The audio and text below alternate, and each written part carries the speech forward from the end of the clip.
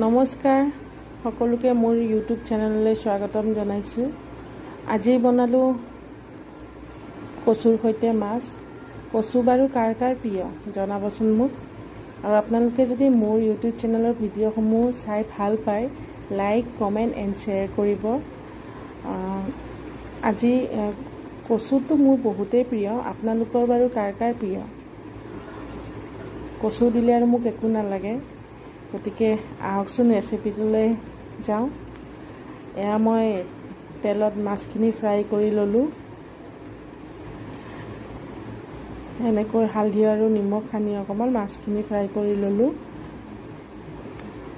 তাৰপিছত সেই তেলখিনিতে মই দিলোঁ পিঁয়াজ, আদা নহৰু অলপ থেতেলিয়াই লৈছিলোঁ।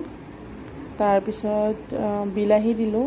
আচলতে ইয়াতে কণ বিলাহী দিলে বেছি সোৱাদ লাগে, কিন্তু মোৰ হাতত কণ বিলাহী নাছিলে।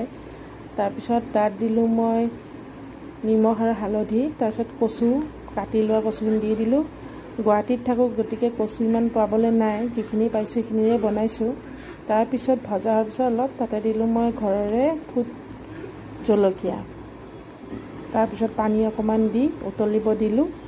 উতলিব দিয়াৰ পিছত তাত দিলোঁ মই মাছখিনি দি অলপ উতলাই। এয়া হৈ গ'ল মোৰ মাছৰ কচুৰ সৈতে মাছ। খুব ভাল লাগিল খাই। আপোনালোকেও বনাবচোন এনেকৈ আৰু মোক জনাব কেনেকুৱা লাগিলে। বিশেষ একো মছলা পাতিও নালাগে, পেটৰো ক্ষতি নকৰে আৰু কচু খালেতো ব্লাডৰ কাৰণে ভালেই। গতিকে আজিলৈ আহিছোঁ।